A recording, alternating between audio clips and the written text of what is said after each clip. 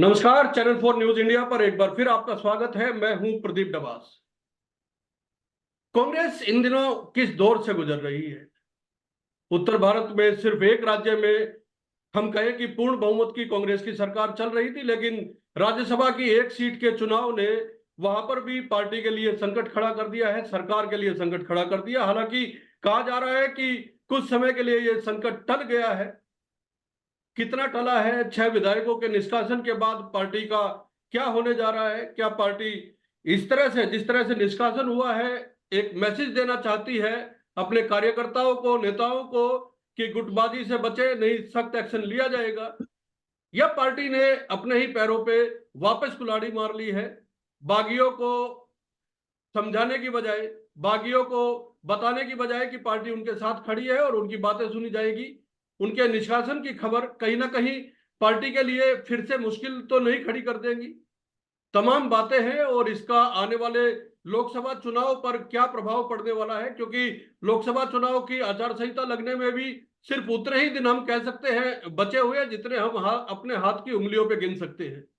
हमारे साथ इन सब विषयों पर चर्चा करने के लिए देश के एक वरिष्ठ पत्रकार, जो अलग अलग चैनलों में संपादक रहे हैं, अखबारों में संपादक रहे हैं और देश की राजनीति को उतने बेहतर तरीके से समझते हैं जितने नेता लोग भी समझने में थोड़ी सी दिक्कत अपने आप को समझते हैं। हमारे साथ प्रेम कुमार जी हैं। प्रेम कुमार जी का परिचय करवाने की आवश्यकता नहीं है, एक जाने माने चेहरे हैं। सीधी बात प्रेम कुमार जी के साथ करने की कोशिश करते हैं, समझने की कोशिश करते हैं कि आखिर जो हिमाचल में हुआ है उसका संदेश कांग्रेस में किस तरह जा रहा है। प्रेम जी। जी। अ, धन्यवाद दबास जी। हिमाचल में जो घटनाएं घटी हैं वो कांग्रेस के लिए बहुत चिंताजनक है। और कांग्रेस ने फिलहाल एक तूफान को का सामना कर लिया है, अपने आप को बचा लिया है, लेकिन आने वाले समय में भी इस सरकार पर खतरे मंडरा रहे हैं। इसका कारण है, इसका कारण देखा जाए तो एक तो कांग्रेस कमजोर पार्टी है बीजेपी के मुकाबले। बीजेपी में संसाधन है, बीजेपी के पास सत्ता है। दूसरा एक समय है, ये एक ऐसा समय जब राज्यसभा का चुनाव हुआ, जब लोकसभा का चुनाव नजदीक है, और जब एक इस सरकार को टॉपल करने के बाद नई सरकार में भी अपार संभावनाएं हैं। यानी बगावत करने और तोड़ने वालों को जो टूट सकते हैं उनको देने के लिए बीजेपी के पास बहुत कुछ है। राज्यसभा चुनाव में जिन विधायकों ने पाला बदला, उनकी डोर किन्हीं और के हाथों में थी, वो भी कांग्रेस के रहे।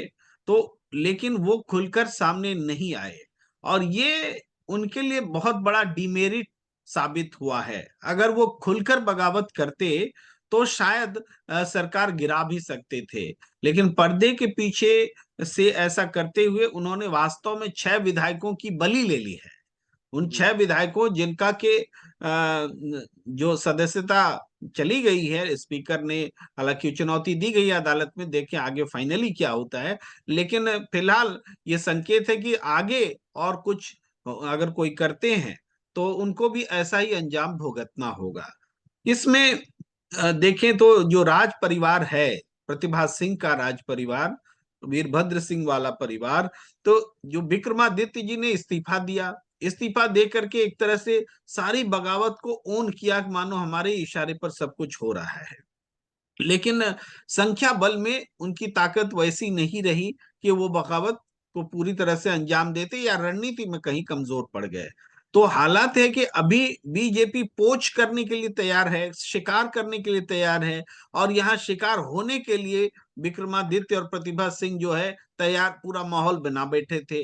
अब जबकि कांग्रेस में सब कुछ पैचअप हो रहा है, तो आगे की रणनीति ये है कि प्रतिभा सिंह और विक्रमादित्य क्या लोकसभा चुनाव कांग्रेस के टिकट पर लड़ना चाहते हैं, या कि बीजेपी से उनके उनके ऑफर के प्रति वो ज्यादा आकर्षित हैं? ये एक बड़ा सवाल है, और इस सवाल के हल में कांग्रेस का भविष्य भी छुपा हुआ है। क्योंकि जो बातें सामने आ रही हैं वो ये कि कैप्टन अमरिंदर सिंह पंजाब में जो मुख्यमंत्री रहे, उन्होंने पूरी इसके पीछे मास्टरमाइंड वाला काम किया, बीजेपी के बीच में और प्रतिभा सिंह के बीच में एक बनाया संबंध, एक डील हुई। लेकिन उस इन सब के बावजूद ये एक चीज है कि जो कांग्रेस की तरफ से डीके शिव कुमार की जो एंट्री हुई, इस एंट्री ने वास्तव में पूरी बाजी को पलट दिया। उनका जो गेम प्लान था, उस गेम प्लान को पलट दिया गया। तो माना यह जा रहा है कि बीजेपी में जो भूमिका, जो विशेषण चाणक्य वाला दिया जाता है अमित शाह को, उसके जवाब में एक नया चाणक्य बोलिए उस विशेषण के साथ में डीके शिव कुमार सामने आ खड़े हुए। मतलब ये उन्होंने कि फिलहाल कांग्रेस को बचा लिया है। एक चाणक्य अगर बीजेपी के पास है तो कांग्रेस ने भी एक चाणक्य जो है अपना मैदान में उतार दिया। उन्होंने कर्नाटका में भी जिस तरह राज्यसभा के चुनाव में अपनी भूमिका निभाई और उसके बाद तेलंगाना के विधानसभा चुनाव में उनकी भूमिका देखने को मिली, और अब हिमाचल में जो संकट कांग्रेस के ऊपर आया था उसमें भी उन्होंने जो बागी विधायक है उनको मनाने समझाने या सरकार बचाने में जो भूमिका निभाई है वो महत्वपूर्ण आकी जा सकती है। इसलिए उनको चाणक्य का, कांग्रेस का चाणक्य अब कहा जाने लगा है। हाँ बिल्कुल, हमारे यहाँ एक और शब्द प्रचलित है, संकट मोचक, जिनका संकट मोचक। संबंध सीधे हनुमान जी से होता है। लेकिन आज के दिनों में हनुमान जी बनना कोई नहीं चाहता, चाणक्य बनना सब चाहते हैं।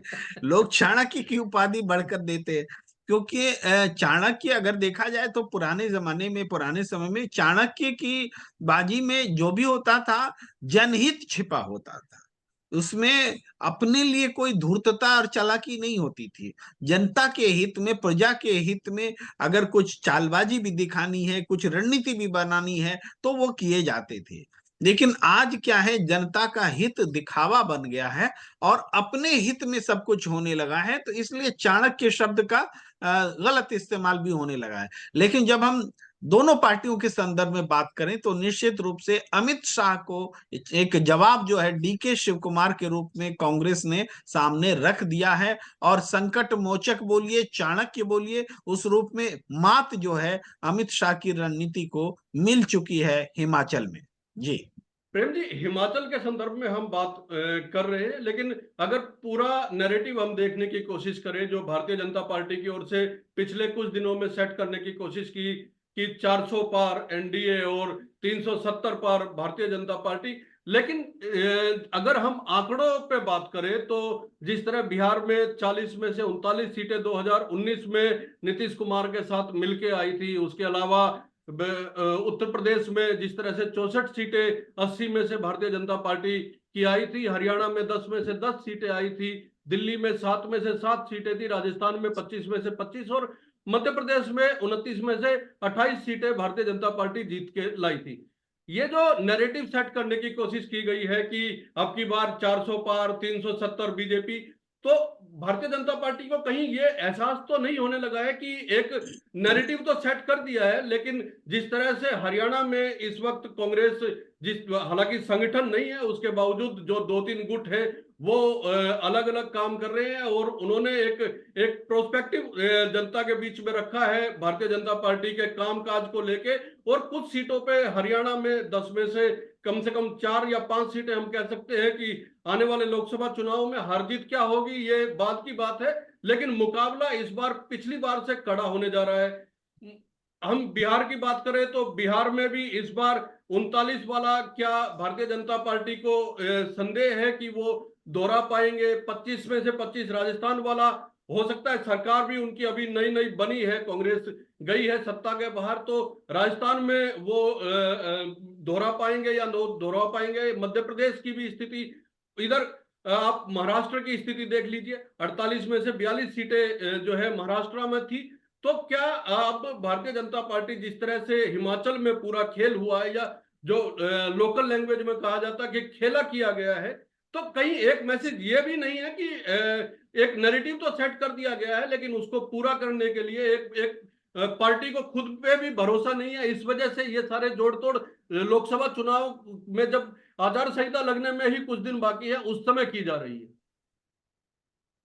हाँ, देखिए आपकी बात, आपके सवाल का जवाब उसी बात से शुरू करते हैं, आपकी बात 370 पार वाले नारे से। तो भारतीय जनता पार्टी दरअसल इस नारे को सेट कर ये दर्शाना और बताना चाहती है कि हमारे सामने कोई है ही नहीं। जी। तो कोई है ही नहीं, ये साबित करने के लिए उनको उनमें तोड़फोड़ भी जरूरी है, इसलिए उसको तोड़फोड़ भी कर रहे हैं। एक गठबंधन खड़ा हुआ, इंडिया गठबंधन, तो इसको इतने टुकड़ों में बांट दो कि ताकि ये गठबंधन दिखे ही नहीं। अगर कोई पार्टी चुनाव लड़ता दिख रहा है किसी प्रदेश में मजबूती से, तो उसके प्रदेश अध्यक्ष को खरीद लो, उसके एमएलए को खरीद लो, उसकी संख्या को इतना तार तार कर दो कि लड़ता दिखे ही नहीं। जैसे जी। आपने एक बात कही कि हरियाणा में गुटों में बटे रहने के बावजूद कांग्रेस जो है सरकार की विफलताओं को दिखाते हुए जनता के सामने है, और ऐसा लग रहा है कि 5-6 सीटों पर कड़ी टक्कर है। लेकिन ये जो लग रहा है लोकल फीलिंग, ये नेशनल फीलिंग ना बन जाए, राष्ट्रीय स्तर पर इसकी चर्चा ना हो जाए कि हरियाणा में अरे 5-6 सीटों पर तो बहुत कड़ा मुकाबला है। इसको खत्म करने के लिए वो क्या करते हैं कि बड़े स्तर पर ही पार्टी को तोड़ते हैं। अब आप देखिए, अमित शाह जी ने खुलेआम जो अपने कार्यकर्ताओं से कहा है कि बूथ कार्यकर्ता जो है अपने साथ में कांग्रेस के कार्यकर्ताओं को भी लेकर के आइए। यानी जी। वो कह रहे कि कांग्रेस के कार्यकर्ताओं को भी आप तोड़ करके लाइए, कुल्लम कुल्ला है। तो तोड़ना अब अनैतिक अभी बात कुछ दिन नहीं पहले है। एक मीम भी आया था, उसमें एक कमल के फूल पे हाथ का निशान बना हुआ था। जितनी पंखुड़ियां कमल के फूल पे होती है, वो हाथ का निशान उन बिल्कुल। पे बना हुआ था। तो भारतीय कांग्रेस पार्टी उसको लिखा गया था। बिल्कुल स्थिति वही बन गई है कि बीजेपी को किसी मतलब बीजेपी भी मत बोलिए, बीजेपी का जो कुछ नेतृत्व में जो लोग हैं, मोदी और अमित शाह, उनको अब बीजेपी से मतलब नहीं है। वो कभी नहीं बोलते बीजेपी की सरकार बनेगी, वो बोलते हैं मोदी सरकार बनेगी। और जब मोदी सरकार बनेगी तो वो कांग्रेस को लेके बने, नीतीश कुमार को लेके बने, मतलब अशोक चौहान को लेके बने, या कमलनाथ भी आ जाए, कि कैसे भी बने, मतलब मोदी सरकार बने। तो पार्टी भेद को उन्होंने खत्म करके एक ऑटोक्रेसी सिस्टम की ओर ले जाने की ओर कदम बढ़ा दिया है, और यही देश में चिंता का सबब है कि क्या देश का डेमोक्रेटिक जो ढांचा है, बहुदलीय जो चुनाव प्रणाली है, उस चुनाव प्रणाली को तहस नहस करके कोई लोग, दो लोग, एक लोग पूरे सिस्टम पर कब्जा कर लेंगे। क्या वो इलेक्टोरल बॉन्ड के जरिए वो धनी हो चुके हैं, अमीरों के समर्थन में भी है कि सारे इंडस्ट्रियलिस्ट उन्हीं को पैसा देने के लिए तैयार बैठे हैं। इसी तरीके से पार्टियों में वही उन्हीं के पास क्षमता है कि वो खरीद सकते हैं। ये सारे मैसेजेस जो है वो दे रहे हैं। हिमाचल प्रदेश में बताइए 43 के को हम हरा देंगे 25 से, ये मैथमेटिक्स लेकर के तो कोई दुस्साहसी ही चल सकता है। 43 को 25 कैसे हरा सकता है? लेकिन उन्होंने साबित करके दिखाया कि ऐसा हो सकता है। 23 is greater than 25 is greater than 43, उन्होंने साबित किया है पॉलिटिक्स में। तो ये साबित करके वास्तव में वो ये बताना चाहते हैं कि 370 भी संभव है, 400 पार भी संभव है, क्योंकि हम 25 को 43 से बड़ा साबित कर सकते हैं, तो वो भी काम कर सकते हैं। लेकिन प्रेम जी, इसमें एक एक बात मैं आपसे जानना चाहूंगा कि इसमें कहीं ना कहीं कांग्रेस आला कमान की, कांग्रेस लीडरशिप की भी तो कमजोरी हम कह सकते हैं। कि जिस तरह से विधायकों की नाराजगी, 1.25 साल से एक सरकार चल रही है, पूर्ण बहुमत की सरकार आप लेके आए हैं, उसके बावजूद आपको ये पता नहीं चल रहा है कि कौन विधायक नाराज है, कौन आपके खिलाफ वोट कर रहा है। आपके कैंडिडेट को हराने के लिए जो है लगातार मीटिंगें हो रही है, और उसके बाद जब संकट आता है तो कांग्रेस संकेत देती है, कांग्रेस उनका निष्कासन भी करती है। ये निष्कासन और संकेत देने की जो प्रक्रिया इतनी देर से शुरू की गई है, क्या ये आने वाले लोकसभा चुनाव में अन्य राज्यों के जो कांग्रेस के कार्यकर्ता या नेता हैं, उनमें किस तरह का ये संदेश एक तरह से जाएगा? ये जरूर जानना चाहेंगे आपसे। देखिए प्रदीप जी, इस घटना के बाद में जो रिएक्शंस मिल रहे हैं उसमें बहुत ओवरवेलमिंग रिएक्शन है कि कांग्रेस ने बहुत सही किया, इन लोगों को पहले निकाल देना चाहिए। लोग तो आगे बढ़ करके बोल रहे हैं विक्रमादित्य को भी निकाल दो, और जो विरोध करे उसको निकाल दो। कहने का मतलब एक एग्रेशन लीडरशिप से चाह रहे हैं लोग, ये है। आप ये कह रहे हैं एक गलती की ओर देखना कि जिन कांग्रेस में ये सारी चीजें हो रही हैं और सब कुछ क्या चुपचाप देखा जा रहा है? हम यहाँ कह रहे हैं कि नहीं, चुपचाप नहीं देखा जा रहा है, वो विवश हो रहे हैं। मजबूर हो रहे हैं। क्यों? क्योंकि अगर बाहरी फैक्टर यहाँ नहीं होता तो अंदर में तो समेटा जा सकता है, डांटा फटकारा जा सकता है, सजा दी जा सकती है। लेकिन यहाँ तो जिसको डांटो, जिसको सजा दो, बेटा जाकर के पड़ोसी के घर में बैठ जाने को तैयार बैठा हुआ है। तो ऐसे हालात में परिवार कैसे एकजुट रखे, ये प्रश्न है। अगर इनको पता होता नहीं होता तो जो एक वोट की कमी रह गई बीजेपी को राज्यसभा चुनाव जीतने में, और इक्वल हो गया और टॉस से जीतना पड़ा, वो एक वोट बहुत महत्वपूर्ण है।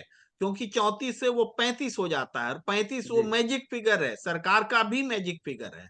तो वो 35 नहीं हो सका, तो इसलिए कि ये चिंता में भी थे, जगे भी हुए थे। लेकिन जो कुछ हो गया वो रोक नहीं सकते थे, क्योंकि एक बड़ी डील का हिस्सा है। इनकी पार्टी के घर के लोगों के साथ बीजेपी ने डील कर ली है, इनके घर के अंदर घुस के डील कर ली है। अब डील से कैसे निपटे? असंतोष को तो निपटाया जा सकता है, डील से तो निपटा नहीं जा सकता। उसका तो या तो परिणाम भुगतना पड़ेगा, या फिर उनको हटा करके आप सरकार से बाहर आ जाइए। तो सरकार बचाने की विवशता के कारण उनको ढोना भी पड़ता है, ये मजबूरी है। देश देख रहा है, देश समझ रहा है, कोई कमजोरी नहीं है कि नेतृत्व की कमजोरी। मैंने शुरू में ही बात कही, दो तीन परिस्थितियां ऐसी बनी है कि बीजेपी के पास में देने के लिए बहुत कुछ है। लोकसभा चुनाव में आपको उम्मीदवार बना के सांसद बना सकते हैं, हम आपको राज्यसभा का उम्मीदवार में भी आपको अपॉर्चुनिटी देते हैं, हमारे साथ दीजिए तो हम आपका कुछ भला कर सकते हैं। कि स्टेट में गवर्नमेंट बनेगी उसमें भला करेंगे, नहीं होगा तो सेंटर भी हमारे पास है। उनके पास बहुत कुछ है देने के लिए, पैकेजेज। आप देखिए यहां से थोड़ा सा हटके, जी। जयंत चौधरी, जयंत चौधरी क्या है? उन वो तो किसी सरकार में नहीं थे, लेकिन जयंत चौधरी जी के पिताजी को सम्मान दे दिया, और इधर बहुत लोक लुभावन उन्होंने बना के रखा ऐसा कि ये जाके 9 एमएलए लुटाए जाके राज्यसभा चुनाव में बीजेपी के लिए। मतलब अपने साथी दोस्त अखिलेश यादव को छोड़ के लुटा आए, जबकि अब वो एनडीए में भी नहीं है अभी तक, नहीं, और बहुत आज बड़ा एक तरफा तबका तो घोषणा। जयंत चौधरी को ये भी कह रहा है कि जयंत चौधरी ने उस एहसान को भी याद नहीं रखा जब जयंत चौधरी को राज्यसभा भेजा गया था। बिल्कुल, मैं वही कह रहा हूं, एक दोस्ती को ताक पे रख के उन्होंने 9 विधायक को यूं ही लुटा दिया, मिला कुछ भी नहीं। आज घोषणा हुई है कि 2 सीट आरएलडी को दी जा सकती है। तो क्या 2 सीट के लिए, जिस एक तो राज्यसभा अखिलेश ने आपको ऐसे ही दे दी थी, तो 2 सीट वो जीतेंगे कि नहीं जीतेंगे मालूम नहीं। उस 2 सीट के लिए आपने इतना बड़ा ऐसी डील कर ली, आत्मघाती डील कर ली। तो इसमें अखिलेश यादव क्या कर लेंगे, इंडिया गठबंधन क्या कर लेगा, ये उनकी ताकत है, ये उनकी सत्ता का आकर्षण है। ये उनके पास जाने से बहुत कुछ हो सकता है, फ्यूचर बन सकता है, तमाम तरह की बात है। लेकिन इस बार जनता के साथ जो रहेगा फ्यूचर उसका होगा। इस बात को जो लोग समझ रहे हैं वो है डीके शिव कुमार, और इस बात को जो नहीं समझ रहे हैं वो है जयंत चौधरी। तो मान के चले कांग्रेस में जिस तरह से हर प्रदेश में चाहे वो हरियाणा हो, चाहे वो हिमाचल प्रदेश हो, और चाहे वो राजस्थान हो, जिस तरह से कांग्रेस में, हाँ, मैं कई बार कहता था जब चर्चाएं होती थी तो मैं कहता कि कांग्रेस उस संतरे की तरह है जो ऊपर से देखने में तो एक लगता है, लेकिन जब उसका छिलका उतारा जाए तो अंदर फाड़ ही फाड़ है। लेकिन अब तो ऐसा लगता है कि कांग्रेस के हर स्टेट में छिलके उतर चुके हैं, फाड़ सामने आ चुकी है। तो उन फाड़ को एक रखने के लिए और वापस छिलका चढ़ाने के लिए और कांग्रेस को एक दिखाने के लिए डीके शिव कुमार जैसे, जिनको आपने चाणक्य कहा, संकट मोचक कहा, इस तरह के नेताओं की सख्त जरूरत है कांग्रेस को, जो शक्ति और सबको बांध के रखने की ताकत रखता हो। देखिए बिल्कुल, उनके जो ऑपरेशनल स्कीम्स हैं बीजेपी के, जी। उसका मुकाबला करने के लिए स्कीम ही तो मुकाबला करेगी, और स्कीम में सब कुछ है। अब उदाहरण के लिए 6 विधायकों को जो सस्पेंड किया गया, ये शैली कांग्रेस की शैली तो थी ही नहीं, ये तो मोदी शाह की शैली है। और मोदी शाह की शैली ये बताती है, जैसे जो सस्पेंशन हुआ, जो सजा गई एमएलए की, वो उस मामले में नहीं गई जिस मामले में ये राज्यसभा में वोट करने गए, किसी दूसरे मामले में चली गई। लेकिन ये जो एक्शन लिया गया, ये कांग्रेस की शैली नहीं है। इन्होंने अडॉप्ट किया है, सीखा है बीजेपी से और 6 एमएलए को जवाब दिया है। ये डीके शिव कुमार जैसे व्यक्ति जब जन्म लेते हैं तो चाणक्य के समांतर, जो अमित शाह के समांतर, दोनों में कोई चाणक्य नहीं है भाई। चाणक्य बहुत ऊंची चीज है, चाणक्य का उदात्त चेहरा है, जनता के साथ सरोकार है, लेकिन ये लोग तो धूर्तता का कंपटीशन कर रहे हैं। ऐसा नहीं है कि अमित शाह के समांतर डीके शिव कुमार खड़े हो जाएं तो बहुत आदरणीय है, नहीं, उनको सराहा इसलिए जा रहा है क्योंकि ये गलत का मुकाबला करने के लिए ऐसा लगता है कि गलत ही तरीका हो सकता है। इनको बढ़िया फंड मैनेजर कहा जाता है, इनको बढ़िया और किस्म से मैनेजर कहा जाता है, तो उस हिसाब से ठीक है। लेकिन सही मायने में जनता जब साथ देगी तभी पार्टी आगे रह सकती। आप हेमंत सोरेन का उदाहरण लीजिए ना, हेमंत सोरेन कहा उनको कोई डीके शिव कुमार था, लेकिन जेल में जाकर के भी उन्होंने अपनी सरकार बचा ली, बीजेपी के सामने उन्होंने घुटने नहीं टेके। ये हेमंत सोरेन मटेरियल भी इस देश में है, और इसी तरीके से सबक लेने के लिए बहुत सारी चीजें होती हैं। लेकिन हिमाचल प्रदेश में जो कुछ हुआ है वो कांग्रेस के लिए एक सबक जरूर है, और ये देखने की बात कि ये राजघरानों के भरोसे सरकारें नहीं चलेगी, चाहे कोई भी राजघराना हो, उनको राजघराने को हमेशा सत्ता चाहिए होता है। चाहे ज्योतिरादित्य सिंधिया देख लीजिए या कोई उदाहरण देखिए, कैप्टन अमरिंदर देखिए, सबको सत्ता चाहिए, बिना सरकार सत्ता के वो रह ही नहीं सकते। इन लोग के हाथ जोड़ लेना चाहिए, प्रभु आप जितनी जल्दी हो हमारे से तौबा कीजिए, हम जनता के साथ चलेंगे, हम राजा के साथ नहीं चलेंगे। जी मेरा आखिरी सवाल आपसे प्रेम जी ये है कि कांग्रेस जिस तरीके से इस समय लोकसभा चुनाव, क्योंकि भारत जोड़ो न्याय यात्रा का यूपी में हमने देखा कि अच्छा रिस्पांस मिला है राहुल गांधी को, लेकिन क्या ये वक्त कांग्रेस को एकजुट रखने के लिए फील्ड में उतरने का है, या ये यात्राएं निकालने का वक्त है? क्या जो नैरेटिव बीजेपी की तरफ से सेट किया जा रहा है, लगातार कार्यक्रम किए जा रहे हैं, तो खुद प्रधानमंत्री नरेंद्र मोदी अब रैलियों में उतर चुके हैं, तो क्या कांग्रेस आला कमान की ओर से इस तरह के कार्यक्रमों की रूपरेखा अभी से तैयार नहीं कर लेनी चाहिए थी, ताकि कार्यकर्ता में एक उत्साह बना रहे और हिमाचल जैसी स्थिति फिर से उत्पन्न ना हो? देखिए, ये तो कुछ भी करेंगे कांग्रेस, कुछ भी करेंगे राहुल गांधी, तो इनको बुरा लगेगा। जब ये राहुल गांधी पैदल पूरा देश माप लेते हैं तो उस संघर्ष की बराबरी करने के लिए तो कोई सामने नहीं आता, लेकिन उसमें से 2 दिन निकाल के वो विदेश जाते हैं, जहां पर कि 1 साल पहले दिया हुआ वादा है, तो वो विदेश गए, विदेश गए। अरे कोई सरकारी हवाई हेलीकॉप्टर से थोड़े विदेश गए, सरकारी पद पर रहते हुए तो नहीं गए। क्या दो दो दिन विदेश नहीं जाएगा आदमी? कौन नेता है जो नहीं जा रहा है? ये क्या घूमने फिरने के लिए, पर्यटन के लिए थोड़े गए हैं? लेकिन उनको कहना है तो विदेश गए, विदेश गए। नरेंद्र मोदी जी से ज्यादा विदेश कौन गया है भाई इस देश में? कोई नरेंद्र मोदी से मुकाबला कर सकता है विदेश जाने में? तो आप वो चर्चा में नहीं आता। ये 2 दिन के लिए राहुल गांधी विदेश गए तो वो विदेश गए। तो दरअसल क्या है कि राहुल गांधी में क्षमता है, इसीलिए राहुल गांधी की आलोचना है। राहुल गांधी चुनौती है, इसीलिए राहुल गांधी की आलोचना है। राहुल गांधी भारत जोड़ो यात्रा कर रहे हैं तो संगठन में नहीं है। अरे संगठन, वो बीजेपी कांग्रेस के अध्यक्ष है क्या? कांग्रेस के अध्यक्ष मल्लिकार्जुन खड़गे हैं, वो अपना काम कर रहे हैं, ये मेंटोर हैं अपनी पार्टी के, अपने मेंटोर वाली भूमिका में है। तो एक मेंटोर अगर भारत जोड़ो यात्रा कर रहा है, उसका राजनीतिक ही नहीं दूसरा पहलू भी है, सामाजिक पहलू भी है, सांस्कृतिक पहलू भी है, देश को जोड़ने का एक बड़ा मकसद है, तो वो उसको नहीं करना चाहिए, खाली चुनाव में लगे रहना चाहिए। तो जो लोग सोचते हैं कि 24 घंटे चुनाव में लगे रहना चाहिए, वो सोचे। लेकिन राहुल गांधी के लिए चुनाव से पहले भी उन्होंने यात्रा की, चुनाव के बाद भी वो यात्राएं करेंगे। इसलिए हमें नहीं लगता, ये तो आलोचना इसलिए होती है क्योंकि राहुल गांधी सबसे बड़ी चुनौती बनकर के बीजेपी के सामने है, तो किसकी आलोचना करेंगे? जो चुनौती देगा उसी की आलोचना करेंगे। जी जी, राहुल गांधी सबसे बड़ी चुनौती बन के भारतीय जनता पार्टी के सामने है, और यही कारण है कि खुद प्रधानमंत्री जब अलग अलग रैलियों को संबोधित करते हैं तो उनके निशाने पे कांग्रेस के साथ साथ राहुल गांधी निश्चित तौर पे होते हैं। कांग्रेस के हिमाचल में जो संकट हुआ और उसको जिस तरह से उन्होंने हैंडल किया, या डीके शिव कुमार जिस तरह से संकट मोचक या कांग्रेस के चाणक्य के रूप में उभर के आए, इन सब पर विस्तार से प्रेम कुमार जी ने समझाया। ये वीडियो आपको अच्छा लगा होगा, प्रेम जी को सुनना आपको हमेशा बेहतर लगता है। प्रेम जी, आपने समय दिया, इसके लिए बहुत बहुत धन्यवाद। नमस्कार। धन्यवाद।